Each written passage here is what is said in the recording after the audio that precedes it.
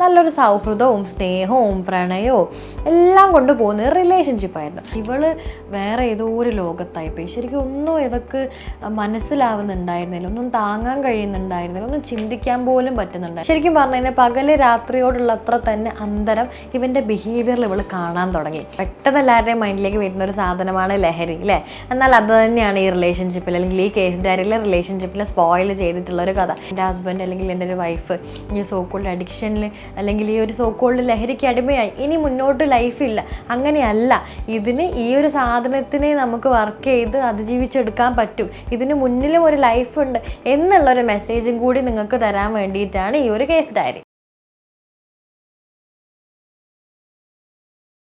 ഒരു മാരൈറ്റൽ റിലേഷൻഷിപ്പ് എപ്പോഴും ഹാപ്പി ആയിട്ട് പോകണം എന്നാണ് എല്ലാവരും വിചാരിക്കുക. ഒരിക്കലും ഒരു കല്യാണം കഴിക്കുന്ന ഒരാൾ എൻ്റെ റിലേഷൻഷിപ്പ് പൊട്ടയാവണം അല്ലെങ്കിൽ തകർന്നു പോകണം എന്നൊന്നും ആരും വിചാരിക്കില്ല. എല്ലാവരും അൾട്ടിമേറ്റ്ലി ആഗ്രഹിക്കുന്നത് ഹാപ്പിനെസ്സും ഒരു സ്റ്റെബിലിറ്റിയും ഒക്കെ തന്നെയാണ്. പക്ഷേ ചില റിലേഷൻഷിപ്പിൽ പ്രശ്നങ്ങൾ ഉണ്ടാവും. അത് എന്തുകൊണ്ടാണെന്ന് വെച്ച് കഴിഞ്ഞാൽ അത് അങ്ങനെയാണ്. എല്ലാ റിലേഷൻഷിപ്പിലും പ്രശ്നം ഉണ്ടാവും. എല്ലാ റിലേഷൻഷിപ്പിലും എല്ലാ പാർട്ട്നേഴ്സും പ്രശ്നങ്ങൾ അതിജീവിച്ചിട്ട് തന്നെയാണ് നല്ലൊരു ഈ സോക്കോൾഡ് 10-25 വർഷമൊക്കെ ജീവിച്ച ആൾക്കാർ പറയും, ഞങ്ങൾ ഒരുപാട് കഷ്ടപ്പെട്ടിട്ടാണെങ്കിലും ഞങ്ങളൊരു ഹാപ്പി ആയിട്ടുള്ള റിലേഷൻഷിപ്പ് ബിൽഡ് ചെയ്തു എന്ന്. അപ്പോൾ അവർ പറയുന്നുണ്ട് കഷ്ടപ്പെട്ടിട്ടാണെങ്കിലും. അപ്പോൾ രണ്ടുപേരും ഒരുപോലെ എഫേർട്ട് എടുത്താൽ മാത്രമേ ഒരു നല്ല സക്സസ്ഫുൾ അല്ലെങ്കിൽ ഒരു സ്റ്റെബിലിറ്റി ഒക്കെ ഉള്ള റിലേഷൻഷിപ്പ് ഉണ്ടാവുള്ളൂ. നമസ്കാരം, ഞാൻ അലീഷ ഹസൻ, അബ്സല്യൂട്ട് മൈൻഡിലെ കൺസൾട്ടൻറ്റ് സൈക്കോളജിസ്റ്റ്. അപ്പോൾ നേരത്തെ പറഞ്ഞതുപോലെ ഒരു റിലേഷൻഷിപ്പ് സക്സസ്ഫുൾ ആവണമെങ്കിലും അടിപൊളി ആവണമെങ്കിലൊക്കെ ഒരുപാട് ഫാക്ടേഴ്സ് ഉണ്ട്. അപ്പോൾ നമ്മൾ ഒരുപാട് വീഡിയോസിലായിട്ട് ഡിസ്കസ് ചെയ്തിട്ടുണ്ട്. പേഴ്സണാലിറ്റി ഡിസോർഡേഴ്സ് കാരണം റിലേഷൻഷിപ്പ് തകരുന്നത്, അതുപോലെ തന്നെ അറ്റാച്ച്മെൻറ്റ് രീതി കാരണം റിലേഷൻഷിപ്പ് തകരുന്നത്, അതേപോലെ തന്നെ ഏതെങ്കിലും ഒരു ന്യൂറോട്ടിക് ഡിസോർഡർ അല്ലെങ്കിൽ ഏതെങ്കിലും പ്രത്യേകമായിട്ടുള്ള ഒരു മാനസിക രോഗം കാരണം റിലേഷൻഷിപ്പ് തകരുന്നത്, അല്ലെങ്കിൽ ഒരു എക്സ്ട്രാ മറൈറ്റിൽ കാരണം അല്ലെങ്കിൽ ഒരു പേഴ്സണാലിറ്റിയിലുള്ള ഒരു വ്യക്തിയുടെ പ്രത്യേക സ്വഭാവം കാരണം റിലേഷൻഷിപ്പ് തകരുന്നത്, ഇതൊക്കെ നമ്മൾ നോക്കി. എന്നാൽ ഒന്നാലോചിച്ച് നോക്കുക, നമ്മളെ റിലേഷൻഷിപ്പ് തുടക്കത്തിലൊന്നും ഒരു പ്രശ്നവുമില്ല, പെട്ടെന്ന് തൻ്റെ പങ്കാളി ഏതെങ്കിലും ഒരാൾക്കുള്ള ഒരു ഇൻഫ്ലുവൻഷ്യൽ ബിഹേവിയർ എന്ന് പറഞ്ഞു കഴിഞ്ഞാൽ മറ്റുള്ള ആൾക്കാർ നമ്മളെ സ്വാധീനിച്ചിട്ട് നമുക്കൊരു പുതിയ സ്വഭാവം ഉടലെടുക്കുക അല്ലെങ്കിൽ അത് ഉണ്ടായി വരിക, അതിലൂടെ റിലേഷൻഷിപ്പ് തകരുക. അതിനെ പറ്റി ആലോചിച്ച് നോക്ക്. അപ്പോൾ അത്തരത്തിലുള്ള ഒരു കേസ് ഡയറിയാണ് ഇന്ന് നമ്മൾ നോക്കാൻ പോകുന്നത്. അപ്പോൾ എന്തൊക്കെ ഫാക്ടേഴ്സ് അല്ലെങ്കിൽ എന്തൊക്കെ ഘടകങ്ങളാവാം നമുക്ക് ചുറ്റുപാടിൽ നിന്നും ഒരു മനുഷ്യൻ്റെ ജീവിതത്തിലേക്ക് കടന്നു വരാനുള്ളത്? അതിൽ വളരെ പെട്ടെന്ന് എല്ലാവരുടെയും മൈൻഡിലേക്ക് വരുന്ന ഒരു സാധനമാണ് ലഹരി, അല്ലേ? എന്നാൽ അത് തന്നെയാണ് ഈ റിലേഷൻഷിപ്പിൽ അല്ലെങ്കിൽ ഈ കേസ് ഡയറിയിലെ റിലേഷൻഷിപ്പിനെ സ്പോയിൽ ചെയ്തിട്ടുള്ള ഒരു കഥ. ഇപ്പോൾ നമ്മൾ വളരെ റീസെൻ്റ് ആയിട്ട് ഒരുപാട് ഈ ഡ്രഗിൻ്റെ അബ്യൂസും അഡിക്ഷനും അത് കാരണം ഒരുപാട് കൊലപാതകങ്ങളും ഒരുപാട് പ്രശ്നങ്ങളൊക്കെ നമ്മൾ കേട്ടു. അപ്പോൾ ഇത്തരത്തിൽ റിലേഷൻഷിപ്പ് തകരാനുണ്ടായ ഒരു കേസ് ഡയറി. അപ്പോൾ ഇത് ഇത്രയും എക്സ്പ്ലെയിൻ ചെയ്ത് ഇത്രയും റിലേറ്റ് ചെയ്ത് പറയുന്നത് നിങ്ങളുടെ റിലേഷൻഷിപ്പിലും നിങ്ങളുടെ അല്ലെങ്കിൽ ചുറ്റുപാടുള്ള റിലേഷൻഷിപ്പിലും ഒക്കെ തന്നെ ചിലപ്പം ഈ ഒരു സാധനം ഉണ്ടാവും. അപ്പോൾ നമ്മളെന്താ വിചാരിക്കും, ഓക്കെ എൻ്റെ ഹസ്ബൻഡ് അല്ലെങ്കിൽ എൻ്റെ ഒരു വൈഫ് ഈ സോക്കോൾഡ് അഡിക്ഷനിൽ അല്ലെങ്കിൽ ഈ ഒരു സോക്കോൾഡ് ലഹരിക്ക് അടിമയായി, ഇനി മുന്നോട്ട് ലൈഫില്ല. അങ്ങനെയല്ല, ഇതിന് ഈ ഒരു സാധനത്തിനെ നമുക്ക് വർക്ക് ചെയ്ത് അതിജീവിച്ചെടുക്കാൻ പറ്റും, ഇതിന് മുന്നിലും ഒരു ലൈഫ് ഉണ്ട് എന്നുള്ളൊരു മെസ്സേജും കൂടി നിങ്ങൾക്ക് തരാൻ വേണ്ടിയിട്ടാണ് ഈ ഒരു കേസ് ഡയറി. അപ്പോൾ വളരെ ഹാപ്പി ആയിട്ട് പോയിക്കൊണ്ടിരുന്ന ഒരു കപ്പിളിൻ്റെ കഥയാണിത്. അപ്പം ഇവർ അറേഞ്ച്ഡ് മാരേജ് ആയിരുന്നു, വളരെ ഹാപ്പി ആയിട്ടുള്ള ഒരു നല്ല റിലേഷൻഷിപ്പ് ആയിരുന്നു, ഭയങ്കര അണ്ടർസ്റ്റാൻഡിങ് ആയിരുന്നു അവർ തമ്മിൽ. അപ്പോൾ തുടക്കത്തിൽ നല്ല മുന്നോട്ട് പോകുമ്പോഴൊക്കെ ഭയങ്കര ഒരു അണ്ടർസ്റ്റാൻഡിങ് കപ്പിളായിരുന്നു. അവരുടെ ഫാമിലി എന്നൊക്കെ പറയും ഭയങ്കര മനപ്പുറത്താണ് ഇവർ തമ്മിൽ. ഇവന് വേണ്ടത് അവൾക്കറിയാം, അവൾക്ക് വേണ്ടത് ഇവനറിയാം, ഇവർ പറയാതെ തന്നെ അങ്ങോട്ടും ഇങ്ങോട്ടും മനസ്സിലാവും. ശരിക്കും പറഞ്ഞു കഴിഞ്ഞാൽ ഒരു പേഴ്സണാലിറ്റി ഡിസോർഡർ ട്രേറ്റ്സ് സാധനങ്ങളൊന്നും അവർ രണ്ടുപേർക്കും ഉണ്ടായിരുന്നില്ല. വളരെ ഒരു നോർമാലിറ്റിയിൽ നിൽക്കുന്ന രണ്ട് വ്യക്തികളായിരുന്നു. അപ്പോൾ ഇവരുടെ ഹസ്ബൻഡിൻ്റെ സൈഡും വൈഫിൻ്റെ സൈഡും ഒക്കെ നോക്കുകയാണെങ്കിൽ നല്ല എഡ്യൂക്കേറ്റഡ് ആയിട്ടുള്ള അത്യാവശ്യം നല്ല ഫാമിലിയും കാര്യങ്ങളൊക്കെ തന്നെയാണ്. അപ്പോൾ നമ്മൾ പറയും ഒരു ബുദ്ധിമോശത്തിലേക്ക് പോകേണ്ടോ അല്ലെങ്കിൽ അങ്ങനത്തെ ഒരു സാധനത്തിൻ്റെ ഒന്നും അവിടെ കാണുന്നില്ല. അപ്പോൾ ഇങ്ങനെ ഇവർ റിലേഷൻഷിപ്പ് സ്മൂത്തായി പോയിക്കൊണ്ടിരിക്കുകയാണ്. അപ്പോൾ ഇവരുടെ റിലേഷൻഷിപ്പ് നോക്കുകയാണെങ്കിൽ അവനൊരു ആവശ്യം ഉണ്ടെങ്കിൽ ആദ്യം അവളാണ് ഉണ്ടാവുക, അവൾക്കൊരാവശ്യം ഉണ്ടെങ്കിൽ ആദ്യം അവനാണ് ഉണ്ടാവുക. അവരുടെ എന്ത് കാര്യങ്ങളുണ്ടെങ്കിലും അവർ തമ്മിൽ ഡിസ്കസ് ചെയ്ത് അവർ തമ്മിൽ സംസാരിച്ചാണ് തീരുമാനം എടുക്കുക. ഫസ്റ്റ് ആദ്യം തന്നെ എടാ ഞാൻ ഇങ്ങനെ ഒരു കാര്യം ചെയ്യാൻ പോകുന്നത്, നിൻ്റെ അഭിപ്രായം, ഓക്കെ നീ അത് ചെയ്താൽ നന്നായിരിക്കും, അല്ലെങ്കിൽ എൻ്റെ ഒരു പുതിയ സംരംഭം ഉണ്ട്, അല്ലെങ്കിൽ എൻ്റെ പുതിയൊരു കോഴ്സ് ഉണ്ട്, അങ്ങനെ എല്ലാം ഇവർ ഡിസ്കസ് ചെയ്ത് നല്ലൊരു സൗഹൃദവും സ്നേഹവും പ്രണയവും എല്ലാം കൊണ്ടുപോകുന്ന റിലേഷൻഷിപ്പായിരുന്നു. ഉണ്ടായിരുന്നു. അങ്ങനെ അതുകൊണ്ട് തന്നെ ഇവർക്ക് രണ്ടുപേരും നന്നായിട്ട് അറിയാം അവൻ്റെ, ശരിക്കും പറഞ്ഞു കഴിഞ്ഞാൽ അവൻ ഉണരുന്നതും ഉറങ്ങുന്നതും, അവൻ്റെ ഡയറ്റ്, അവൻ്റെ റുട്ടീന്, അവൻ്റെ ദിനചര്യ, സാധനങ്ങളൊക്കെ അവൾക്കും അറിയാം, അവളുടെ അതേപോലെ അവനും അറിയാം. അങ്ങനെ ഇവക്ക് ഒരു സമയം മുതൽ ഇവനിൽ ഭയങ്കരമായിട്ടുള്ളൊരു മാറ്റം കാണാൻ വേണ്ടിയിട്ട് തുടങ്ങി. ഞാൻ പറഞ്ഞില്ല, ഇവളാണ് എൻ്റെ അടുത്ത് വരുന്നത്. ഓക്കെ, അപ്പോൾ ഇവള് എൻ്റെ അടുത്ത് കഥ പറഞ്ഞ് ഇങ്ങനെയാണ് തുടങ്ങുന്നത്, ഞങ്ങൾ നല്ല അടിപൊളി കപ്പിളും സാധനങ്ങളൊക്കെ ആയിരുന്നു, ഇങ്ങനെയാണ് സംഭവം എന്നൊക്കെ പറഞ്ഞിട്ട്. അപ്പം ശരിക്കും പറഞ്ഞു കഴിഞ്ഞാൽ ഇവൻ്റെ മൊത്തം റുട്ടീൻ, ശരിക്കും പറഞ്ഞു കഴിഞ്ഞാൽ പകല് രാത്രിയോടുള്ള അത്ര തന്നെ അന്തരം ഇവൻ്റെ ബിഹേവിയറിൽ ഇവൾ കാണാൻ തുടങ്ങി. ജോബ് കഴിഞ്ഞ് കഴിഞ്ഞാൽ കുറച്ച് നേരം ഫ്രണ്ട്സിൻ്റെ കൂടെ ഒരു 1 hour സ്പെൻഡ് ചെയ്തിട്ട് ഇവൻ പെട്ടെന്ന് വരും. ഇനി അഥവാ ഇവൻ പെട്ടെന്ന് വരികയാണെങ്കിൽ തന്നെ ലേറ്റ് നൈറ്റ് ഏകദേശം ഒരു 8-9 മണിയാകുമ്പോൾ അവൻ പോയി ഒന്ന് ഫ്രണ്ട്സിൻ്റെ ഒപ്പം ഒന്ന് കറങ്ങി കുറച്ച് ക്വാളിറ്റി ടൈമൊക്കെ സ്പെൻഡ് ചെയ്ത് തിരിച്ചു വരും. ഇങ്ങനെയായിരുന്നു ഇവൻ്റെ റുട്ടീൻ ഉണ്ടാവാറ്. അങ്ങനെ ഒരു 9 to 5 ജോബിൽ ഇരുന്ന ആൾ മാക്സിമം പോയാൽ ഒരു 7 മണിയാകുമ്പോഴത്തേന് വീട്ടിൽ വരും. ഇനി അങ്ങനെയല്ല, കുറച്ച് നേരത്തെ വന്നാൽ പോയിട്ടൊരു 10 മണിയാകുമ്പോഴത്തേന് വീട്ടിൽ വരും. ഇങ്ങനത്തെ ഒരു റുട്ടീനിൽ നിന്ന് പെട്ടെന്ന് മൊത്തം മാറുകയാണ്. വളരെ ലേറ്റായിട്ടാണ് വീട്ടിലേക്ക് വരിക. വീട്ടിലേക്ക് വന്നാൽ തന്നെ ആരോടൊന്നും മിണ്ടൂല. അവളെ നോക്കിയാലും അവളെന്തെങ്കിലും പറഞ്ഞാലൊക്കെ ഭയങ്കര ദേഷ്യം. അങ്ങനെ ഒരു പ്രത്യേക ബിഹേവിയർ. ഇവിടെ വിളിച്ചു കഴിഞ്ഞാൽ ഫോൺ എടുക്കൂല. എപ്പോഴും പറഞ്ഞാൽ ഫ്രണ്ട്സിൻ്റെ കൂടെയാണ്, ഫ്രണ്ട്സിൻ്റെ കൂടെ. അതായത് ഈ 5 to 10 ഇവൻ ഫ്രണ്ട്സിൻ്റെ കൂടെ ആയിരിക്കും. ഇതിൽ വല്ലാത്തൊരു അബ്നോർമാലിറ്റി അവൾക്ക് ഫീൽ ചെയ്യുന്നുണ്ട്. കാരണം അത്രയും നേരം ഇവളോട് കാര്യങ്ങൾ പറയാതെ ഇവളുടെ അടുത്ത് ഡിറ്റാച്ചായി നിൽക്കുന്ന ഒരു മനുഷ്യനല്ല. അതായത് ഇവളുടെ അടുത്ത് വേർപിരിച്ച് നിൽക്കുന്ന ഒരു മനുഷ്യനല്ല, ഒരു ഫാമിലി മാൻ ആണ് ആളെ ചുരുക്കി പറഞ്ഞത്. അതായത് അവളുടെ കൂടെ അവൻ്റെ ഉപ്പാൻ്റെ ഉമ്മാൻ്റെ അല്ലെങ്കിൽ അച്ഛൻ്റെ അമ്മേൻ്റെ ഒക്കെ കൂടെ സമയം സ്പെൻഡ് ചെയ്യാൻ ഇഷ്ടപ്പെടുന്ന ഒരാളാണ് അവന്. അപ്പം അങ്ങനത്തെ ഉള്ള ഒരാൾ 5-6 മണിക്കൂർ പുറത്തിരിക്കുകയാണ് വെറുതെ 10-11 മണി വരെ. ഇതിനൊരു റീസൺ ഉണ്ടാവില്ലെന്നാണ് ഇവൾ ചിന്തിക്കുന്നത്. അങ്ങനെ ഇവൻ ലേറ്റായിട്ട് വരും. ചിലപ്പോൾ ഇവൾ ഉറങ്ങിക്കഴിയും ഇവൻ വരാം. വന്നു കഴിഞ്ഞാൽ ഇവൻ ഒരുപാട് നേരം ഫോണിൽ നോക്കും. പിന്നെ ഇവൾ ഉറങ്ങിയിട്ട് ഇവൻ ഉറങ്ങുള്ളൂ. അങ്ങനെ ഒരുപാട് നേരം ഇവനോട് സംസാരിക്കാൻ നോക്കും. അപ്പോൾ അവൻ എനിക്ക് വർക്ക് സ്ട്രെസ് ഉണ്ടായിരുന്നു, എനിക്ക് ഫ്രണ്ട്സിൻ്റെ കൂടെ വേറെ കുറേ കാര്യങ്ങളുണ്ടായിരുന്നു, നമ്മൾ അവിടെ പോയതായിരുന്നു ഇവിടെ പോയതായിരുന്നു എന്നൊക്കെ പറയും. അപ്പോൾ ആദ്യമൊക്കെ അവൻ മറുപടി എടുക്കും. പിന്നെ അവന് ദേഷ്യം, നീ എന്തിനാ എൻ്റെ കാര്യം ഇങ്ങനെ അന്വേഷിക്കുന്നത്, നീ എന്തിനാ എപ്പോഴും എൻ്റെ പിറകെ ഇങ്ങനെ നടക്കുന്നത്, നിനക്ക് നിൻ്റെ കാര്യം നോക്കാനില്ലെന്നൊക്കെ പറയും. ഇതൊക്കെ അവൾക്ക് ഭയങ്കര പുതിയതാണ്. ഇങ്ങനൊന്നും അവളോട് ബിഹേവ് ചെയ്യാറേ ഇല്ല. ആടാ ഞാൻ ഇങ്ങനെ പോയതായിരുന്നു.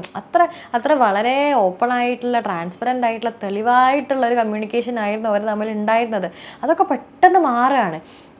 അപ്പോൾ ഇവൾ ഓരോന്നായിട്ട് ഇങ്ങനെ മാറുമ്പോൾ ഇങ്ങനെ വിചാരിക്കുന്നുണ്ട്, എൻ്റെ അടുത്തുള്ള പ്രശ്നമാണോ, ഞാൻ എന്തെങ്കിലും ചെയ്തിട്ടാണോ. അവളെ ഇങ്ങനെ ചെക്ക് ചെയ്യുന്നുണ്ട്, എൻ്റെ ബിഹേവിയറിൽ അല്ല എൻ്റെ പെരുമാറ്റത്തിൽ എന്തെങ്കിലും ഇവൻ്റെ ഇഷ്ടപ്പെടാത്തതുണ്ടോ, അല്ലെങ്കിൽ എന്തെങ്കിലുമൊക്കെ ഇവളിങ്ങനെ ആലോചിക്കുമ്പോൾ ഇവക്കൊന്നും കിട്ടുന്നില്ല. അങ്ങനെ ഇവൾ പതിയെ നോക്കിക്കൊണ്ടിരിക്കുന്ന സമയത്ത് ഇവർക്ക് മനസ്സിലായി ഇവൻ മര്യാദയ്ക്ക് ഫുഡ് കഴിക്കുന്നില്ല. ഇവൻ്റെ സ്ലീപ്പ് വളരെ തെറ്റിയിട്ട്, അതായത് രാത്രി 1-2 മണിക്ക് ഇവൻ ഉറങ്ങിക്കഴിഞ്ഞാൽ ചില ദിവസം നേരത്തെ എണീറ്റ് പോകും, ചില ദിവസം വർക്കിനൊന്നും പോലെ അവൻ ഉച്ചവരെ കടന്നുറങ്ങും. അങ്ങനെ കുറേ സാധനങ്ങൾ അവളിങ്ങനെ കാണണം. അവൾ ഡിസ്റ്റർബ്ഡായി വരികയാണ്. അങ്ങനെ ഒരു ദിവസം ഇവൻ വീട്ടിലേക്കേ വന്നില്ല. ഇതവളെ വല്ലാണ്ട് അലട്ടി. അങ്ങനെ ഇവനെ ഒരുപാട് നേരം വിളിച്ചു. അവൾ എൻ്റെ അടുത്ത് പറഞ്ഞു, ഞാൻ 100 തവണ ശരിക്കും ഞാൻ വിളിച്ചു എന്നാണ്. ആ 100 തവണ വിളിച്ച് 100ാമത്തെ അല്ലെങ്കിൽ 101ാമത്തെ തവണ അവൻ്റെ ഫോൺ ഓഫ് ആവുകയാണ് ഉണ്ടായത്. ഇവൻ ഫോൺ എടുത്തില്ല. ഇവർ രാവിലെ ഒരു 10-11 മണിയാകുമ്പോൾ വീട്ടിലേക്ക് കയറി വന്നു. അപ്പോൾ ഇവൻ്റെ അച്ഛനമ്മക്ക് ഇവൻ്റെ അടുത്ത് ചോദിച്ചു, നീ എവിടെയായിരുന്നു, നീ എന്തായിരുന്നു? അപ്പോൾ അവൻ പറഞ്ഞു, ഞാൻ കൊച്ചു കുട്ടിയൊന്നുമല്ല, എൻ്റെ കാര്യം ഇങ്ങനെ അന്വേഷിക്കാൻ വേണ്ടിയിട്ട്, എനിക്ക് എൻ്റെ കാര്യം നോക്കാൻ അറിയാം. ഒരു രാത്രി ഇങ്ങോട്ട് വന്നില്ല എന്ന് വെച്ച് അതിന് മാത്രം വലിയ സംഭവമൊന്നും ഉണ്ടാവില്ല. അപ്പോൾ അവളാകെ സങ്കടപ്പെടാൻ തുടങ്ങി. അവൾക്കറിയാം അച്ഛനോടും അമ്മേനോടും ഈ മറുപടിയാണെങ്കിൽ അവളോടൊന്നും പറയാനില്ല. കാരണം ലൈക്ക് അവർ ഇതിൽ ഇടപെട്ടിട്ടേ ഇല്ല. ഇവൾ കുറച്ച് ദിവസങ്ങളായി ഇതിൻ്റെ പുറകെ. അപ്പോൾ അവളൊന്നും മിണ്ടിയില്ല. അവൾക്ക് ഭയങ്കര സങ്കടമായി, ശരിക്കും പറഞ്ഞു കഴിഞ്ഞാൽ വല്ലാണ്ട് വിഷമായി. അപ്പോൾ അങ്ങനെയൊന്നും ആയിരുന്നില്ല അവൻ. ഓക്കെ, അങ്ങനെ തന്നെ വന്ന് അവന് ഒന്ന് ഫ്രഷ് ആവേ അല്ലെങ്കിൽ ഡ്രസ്സ് പോലും മാറ്റാതെ അങ്ങനെ അവൻ കയറി കിടന്നുറങ്ങി. അവൻ പിറ്റേന്ന് രാവിലെയാണ് അവൻ എണീക്കുന്നത്.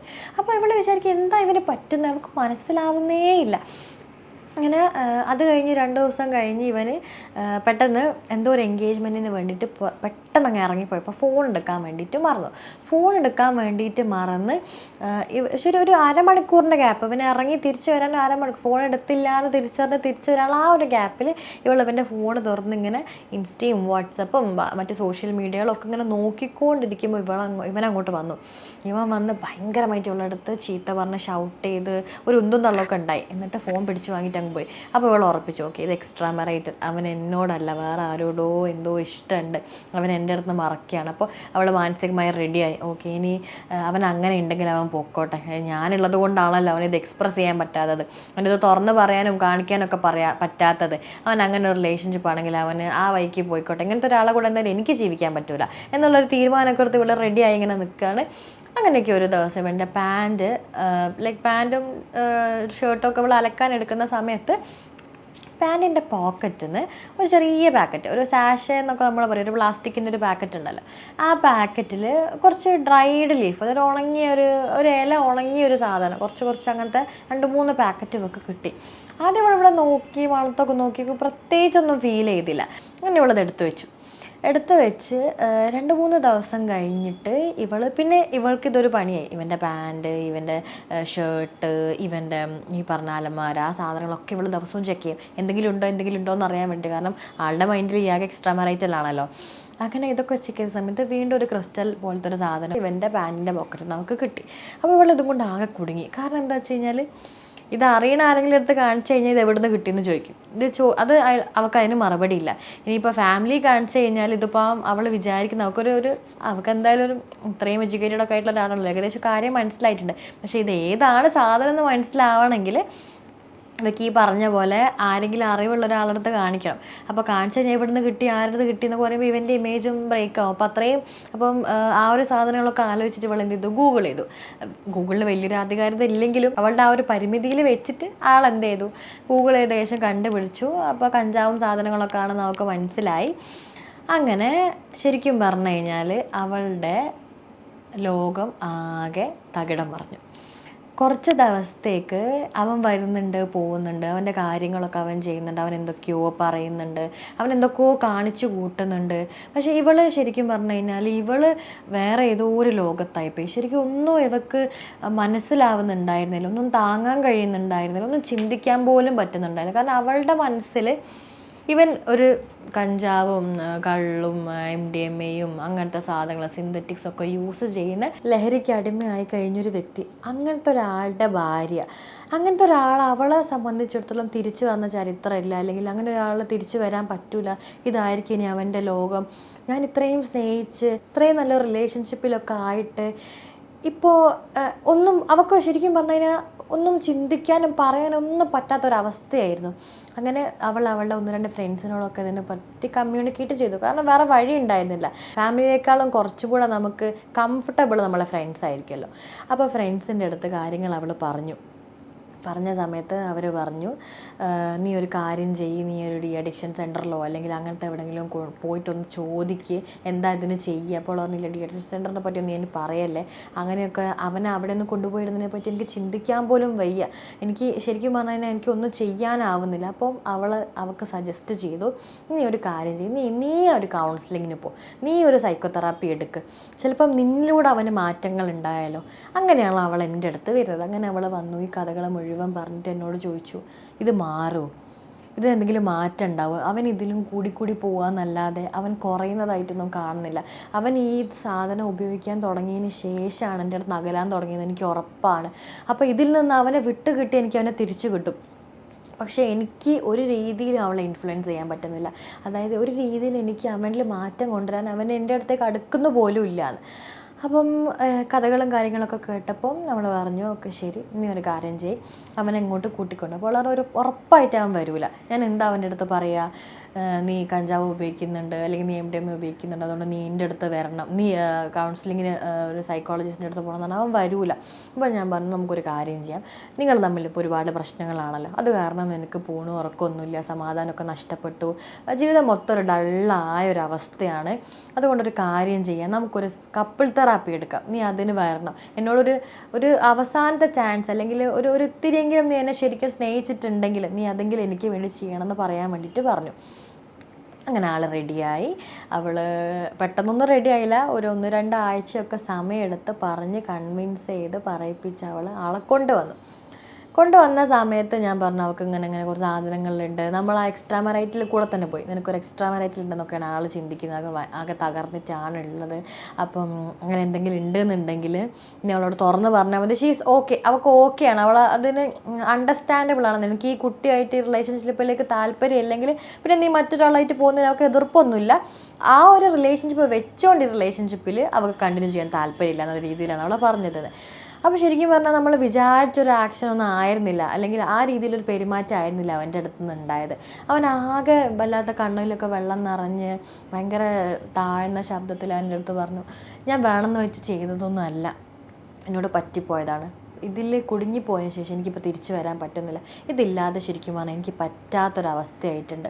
അപ്പം ഞാൻ പലപ്പോഴും ഒന്നുകിൽ ഇത് യൂസ് ചെയ്ത് കഴിഞ്ഞ് വരുമ്പോഴായിരിക്കും അവളോട് സംസാരിക്കില്ല, അവൾ എന്നോട് ഓരോന്ന് ചോദിക്കുക. അപ്പോൾ ഇതിൻ്റെ കുറ്റബോധവും ഇതിൻ്റെ ദേഷ്യം, ഇത് യൂസ് ചെയ്ത് പോയതിൻ്റെ ദേഷ്യം, ഇതിൻ്റെ കുറ്റബോധം, ഇത് കാരണം എനിക്ക് ഉണ്ടായിട്ടുള്ള ഫിസിക്കൽ സിംറ്റംസ്, അതായത് ശാരീരികമായിട്ടും മാനസികമായിട്ടൊക്കെയുള്ള മാറ്റം, ഇതൊക്കെ കൂടിയാവുമ്പം ഇവളെ മുഖം കാണുമ്പോൾ എനിക്കൊന്നും പറയാൻ പറ്റുന്നില്ല. അപ്പോൾ ഇവളോട് ഈ രീതിയിൽ പെരുമാറേണ്ടി വന്നല്ലോ, ഇവളെ ചതിക്കേണ്ടി വന്നല്ലോ എന്നുള്ള കുറ്റബോധവും ദേഷ്യവും ഇതൊക്കെ കൊണ്ടാണ് ഞാൻ അവളോട് പൊട്ടിത്തെറിച്ച് പോകുന്നതെന്ന്.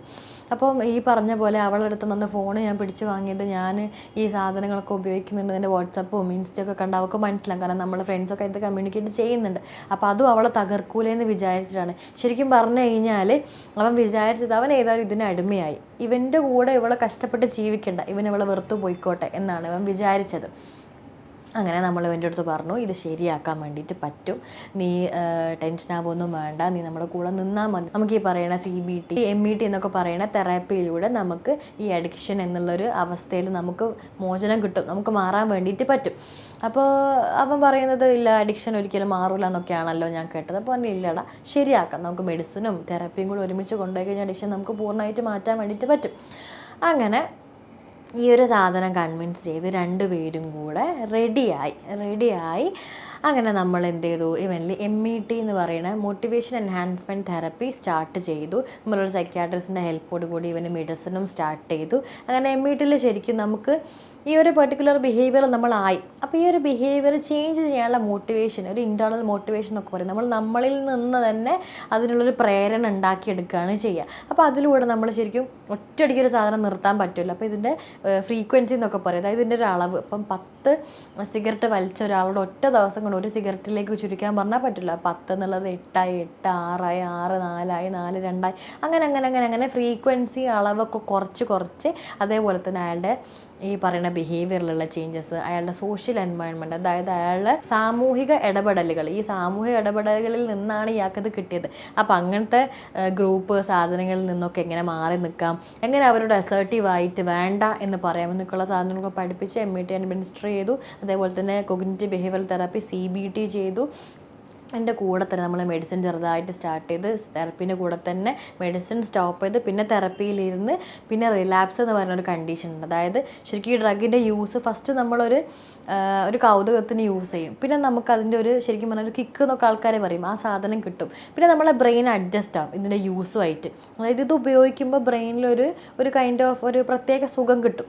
ആ സുഖം കിട്ടുമ്പോൾ നമ്മളെ ബ്രെയിന് ഇതിന് വേണ്ടി റെഡിയാവും. ഇപ്പോൾ ഇതാണ് പുതിയ പാത, ഈ പാതയിലൂടെ പോയാൽ ഈ ഒരു സുഖം കിട്ടും, അങ്ങനെ ഒരു സാധനം വരും. അപ്പം നമ്മൾ എന്ത് ചെയ്യും, ആദ്യം 5 എടുത്തിരുന്ന ആൾക്ക് 10 എടുക്കേണ്ടി വരും. കാരണം നമ്മളെ ബ്രെയിൻ ഈ ഒരു പുതിയ രീതിയിലേക്ക് മാറിക്കഴിഞ്ഞു. അപ്പം ആദ്യം എടുത്തിരുന്ന ഡോസ് കൊണ്ട് ആ സുഖം നമുക്ക് പിന്നെ കിട്ടൂല. അപ്പോൾ 5 10 10 15 15 20 അങ്ങനെ നമ്മൾ ശരിക്കും പറഞ്ഞു കഴിഞ്ഞാൽ ഇതിൻ്റെ ടോളറൻസ് കൂടി കഴിഞ്ഞാൽ പിന്നെ അടുത്ത സ്റ്റേജ് പറയുന്നത് ഇതില്ലാണ്ട് പറ്റൂല, ഇതില്ലാതെ നമുക്ക് കഴിയേയില്ല എന്നുള്ളൊരു അവസ്ഥയാണ് ഡിപ്പെൻഡൻസ്. അതുമായിട്ട് നമ്മൾ അതിൻ്റെ അടിമയാവുക എന്നൊക്കെ വേണമെങ്കിൽ പറയാം. അപ്പോൾ അത് കഴിഞ്ഞിട്ട് തന്നെ അഡിക്ഷൻ, കംപ്ലീറ്റ്ലി അഡിക്റ്റഡായി അതിൽ. ഇനി അതിനൊരു തിരിച്ചുവരവില്ലാത്തൊരവസ്ഥ. അപ്പം ഈ ഓരോ സ്റ്റേജസ് ഇത് കഴിഞ്ഞ് നമ്മൾ ഇന്നിപ്പോൾ നിർത്താൻ ശ്രമിച്ച് കഴിഞ്ഞാൽ നമുക്ക് റിലാപ്സ് വരും. റിലാപ്സ് എന്ന് പറയുമ്പം നമ്മൾ പെട്ടെന്ന് ഇത് നമുക്ക് എന്തായാലും നിർത്താൻ പറ്റില്ല. അപ്പം നമ്മൾ എന്ത് ചെയ്യും, ചെറിയ രീതിയിൽ ഇത് നിർത്തി വരുമ്പോൾ നമുക്ക് വീണ്ടും ഉപയോഗിക്കാൻ വേണ്ടി തോന്നും. അങ്ങനെ ഉപയോഗിക്കാൻ വേണ്ടി തോന്നുന്ന സമയത്ത് നമുക്ക് കുറച്ച് പ്രിവെൻഷൻ മെക്കാനിസം അല്ലെങ്കിൽ പ്രിവെൻഷൻ മെത്തേഡ്സ് ഒക്കെ യൂസ് ചെയ്യാറുണ്ട്. അപ്പോൾ ഇതൊക്കെ ഇതിൻ്റെ കൂടെ ചെയ്യണമെങ്കിൽ പങ്കാളി അല്ലെങ്കിൽ പാർട്ട്ണറിൻ്റെയും കൂടെ ഹെൽപ്പ് വേണം. അപ്പോൾ അവിടെ വളരെ സപ്പോർട്ടീവ് ആയിട്ടുള്ളൊരു പാർട്ട്ണർ ആയതുകൊണ്ട് തന്നെ നമുക്ക് ഈ സാധനങ്ങളൊക്കെ റെഡിയാക്കാൻ വേണ്ടിയിട്ട് പറ്റും. ശരിക്കും പറഞ്ഞു കഴിഞ്ഞാൽ ഭയങ്കര ഉറക്കില്ലായ്മ, ഭയങ്കര വിഷാദം, ഈ ആങ്സൈറ്റി, വെപ്രാളം, ഈ സാധനങ്ങളൊക്കെ വരും ഈ റിലാപ്സിൻ്റെ പീരീഡിൽ. നമുക്ക് നമ്മളിൽ തന്നെ കൺട്രോൾ കിട്ടാത്തൊരവസ്ഥയിലേക്ക് വരും. അപ്പോൾ ഈ റിലാപ്സ് വരുമ്പം തെറപ്പിയും മെഡിസിനും ഈ പറയുന്ന പാർട്ട്ണറിൻ്റെ സപ്പോർട്ടും കാര്യങ്ങളൊക്കെ ഉണ്ടായിരുന്നത് കൊണ്ട് ആ ഒരു പെർട്ടിക്കുലർ പേഴ്സണിൻ്റെ അഡിക്ഷൻ നമുക്ക് വലിയൊരു രീതിയിൽ മാറ്റം ആ അഡിക്ഷനിൽ നമുക്ക് ഉണ്ടാക്കാൻ വേണ്ടിയിട്ട് പറ്റി. അത് മാറിയതോടുകൂടി തന്നെ അവരുടെ റിലേഷൻഷിപ്പിൽ ഒരു പകുതി മുക്കാൽ പ്രശ്നങ്ങളും സോൾവ് ആയി. കാരണം ഇത് മാത്രമായിരുന്നല്ലോ അവരുടെ ജീവിതത്തിലെ പ്രശ്നം. അങ്ങനെ ഇതിന് വേണ്ടിയിട്ടായിരുന്നു കള്ളങ്ങൾ പറഞ്ഞത്, ഇതിന് വേണ്ടിയിട്ടായിരുന്നു അവോയ്ഡ് ചെയ്തതൊക്കെ. അപ്പോൾ ഇത് മാറുന്നതിലൂടെ ആ സാധനങ്ങളും പതിയെ ഇല്ലാതാവുകയാണ് ചെയ്തത്. അങ്ങനെ ഇവർ തമ്മിൽ തമ്മിൽ നഷ്ടപ്പെട്ടു പോയ ഇമോഷണൽ കണക്ഷൻസ്, നഷ്ടപ്പെട്ടു പോയ വിശ്വാസം, നഷ്ടപ്പെട്ടു പോയ സ്നേഹം, ഇതൊക്കെ വീണ്ടെടുക്കാൻ വേണ്ടിയിട്ട് നമുക്ക് സാധിച്ചു. അപ്പോൾ പലപ്പോഴും തൻ്റെ പങ്കാളി ഒരു സോ കോൾഡ് അഡിക്ഷനിലേക്ക് പോയി, അല്ലെങ്കിൽ ഒരു ലഹരിക്ക് അടിമയാണെന്നൊക്കെ അറിഞ്ഞു കഴിഞ്ഞാൽ പല ഭാര്യമാരായിക്കോട്ടെ ഭർത്താക്കന്മാരായിക്കോട്ടെ ചിന്തിക്കുന്നത് ഇനി അവർക്കൊരു തിരിച്ചു വരവില്ല. തിരിച്ചു വരവുണ്ടൊക്കെ തന്നെ റിഡക്ഷൻ സെൻ്ററിലൊക്കെ കൊണ്ടുപോയിട്ട് അങ്ങനെ കഷ്ടപ്പെടുത്തിയിട്ട് നമുക്ക് തിരിച്ചു കൊണ്ടുവരാൻ പറ്റുള്ളൂ. ഇനി അങ്ങനെ അല്ലാന്നുണ്ടെങ്കിൽ തന്നെ അവർക്ക് സ്വബോധവും ബുദ്ധിയും വിവരമൊന്നും ഉണ്ടായിട്ട് ഇവരിതിൽ നിന്ന് മാറി നിന്നില്ലല്ലോ എന്നുള്ള കുറ്റപ്പെടുത്തലുകളും അങ്ങനത്തെ ശരിക്കും പറഞ്ഞു കഴിഞ്ഞാൽ അവരെ എന്തുകൊണ്ട് അവരിതിലേക്ക് പോയി, അവർ വെറുതെ ചുമ്മാ എടുത്ത് നോക്കിയതായിരിക്കില്ല. പലരും പലരുടെ ഇൻഫ്ലുവൻസ് കാരണം അല്ലെങ്കിൽ ചെറിയൊരു സ്ട്രെസ്സ് വന്നപ്പോൾ ഒരു സുഖത്തിന് വേണ്ടി ചെയ്തതും ആയിരിക്കാം. പക്ഷെ വൺസ് ഈ ലൂപ്പിൽ പെട്ട് കഴിഞ്ഞാൽ, ഈ ഒരു കെണിയിൽ പെട്ട് കഴിഞ്ഞാൽ നമുക്ക് പുറത്തിറങ്ങാൻ ഭയങ്കര ബുദ്ധിമുട്ടാണ്. അപ്പോൾ ലഹരി എങ്ങനെ ഒരു റിലേഷൻഷിപ്പിനെ തകർത്തു എന്നുള്ളതാണ് നമ്മൾ നോക്കിയത്. അപ്പോൾ ഒരു സപ്പോർട്ടീവ് പാർട്ട്ണറാണ്, അല്ലെങ്കിൽ നമ്മളെ നല്ല രീതിയിൽ ഹെൽപ്പ് ചെയ്യാൻ നമ്മളെ മനസ്സിലാക്കുന്ന ഒരു പാർട്ട്ണറാണ് എന്നുണ്ടെങ്കിൽ നമുക്ക് ഈ ഒരു പർട്ടിക്കുലർ സാധനത്തിൽ നിന്ന് പുറത്ത് വരാനും പുതിയൊരു ജീവിതത്തിൽ പോകാനൊക്കെയുള്ള സാധ്യതയും ഹോപ്പ് ഒക്കെ ഉണ്ട്. അപ്പോൾ നിങ്ങളുടെ റിലേഷൻഷിപ്പിലോ അല്ലെങ്കിൽ നിങ്ങളുടെ ചുറ്റുപാടിലെ ആൾക്കാരിലൊക്കെ നിങ്ങളിങ്ങനെ ലഹരി ഉപയോഗം കാരണം കഷ്ടപ്പെടുന്നവരോ അല്ലെങ്കിൽ ഭർത്താവിൻ്റെ ഭാര്യയുടെ ലഹരി ഉപയോഗം കാരണം ഒരു തകർന്ന റിലേഷൻഷിപ്പൊക്കെ കാണുകയാണെന്നുണ്ടെങ്കിൽ അവരോട് പറയണം, വി ക്യാൻ റീഡ് ദിസ്, നമുക്കിതിനെ ചികിത്സിച്ച് മാറ്റാൻ പറ്റും. ഒരു പുതിയ ജീവിതം അല്ലെങ്കിൽ ഒരു പുതിയ നാളെ ഇതിനുണ്ട് എന്നുള്ളത് നിങ്ങൾ അവരെ പറഞ്ഞ് മനസ്സിലാക്കുക. ഇത്തരത്തിലുള്ള പ്രശ്നം നിങ്ങൾ അനുഭവിക്കുന്നുണ്ട് എന്നുണ്ടെങ്കിൽ നിങ്ങൾക്ക് ഞങ്ങളുമായിട്ടും ബന്ധപ്പെടാൻ പറ്റുന്നതാണ്. നിങ്ങളുടെ പ്രശ്നങ്ങൾക്ക് പെട്ടെന്ന് തന്നെ പരിഹാരം കിട്ടട്ടെ എന്ന് പറഞ്ഞുകൊണ്ട് മറ്റൊരു എപ്പിസോഡിൽ മറ്റൊരു വീഡിയോയുമായി കാണാം. ഇതുപോലെയുള്ള മാനസിക ബുദ്ധിമുട്ടുകൾ നേരിടുന്ന ഒരാളാണോ നിങ്ങൾ എങ്കിൽ വർഷങ്ങളുടെ കൗൺസിലിംഗ് മേഖലയിലെ പരിചയവും കേരളത്തിൽ തന്നെ ഒന്നാമതായും നിൽക്കുന്ന സൈക്കോളജിസ്റ്റുകളുടെ സേവനം അബ്സല്യൂട്ട് മൈൻഡ് നിങ്ങൾക്ക് വേണ്ടി ഒരുക്കുന്നു. മലപ്പുറം, കോഴിക്കോട്, കണ്ണൂർ തുടങ്ങിയ ഓഫ്ലൈൻ കൗൺസിലിംഗ് സെന്ററുകളിലെത്തി സൈക്കോളജിസ്റ്റുകളെ നേരിട്ട് ലഭ്യമാക്കുന്നതിനും ഓൺലൈൻ ബുക്കിങ്ങിനും നിങ്ങളുടെ ബുദ്ധിമുട്ടുകളെക്കുറിച്ച് മനസ്സിലാക്കുന്നതിനും കൂടാതെ സംശയങ്ങൾ പരിഹരിക്കാനും താഴെ കാണുന്ന നമ്പറിൽ ഇപ്പോൾ തന്നെ നിങ്ങൾക്ക് ബന്ധപ്പെടാം. Absolute mind, A complete care for your mind.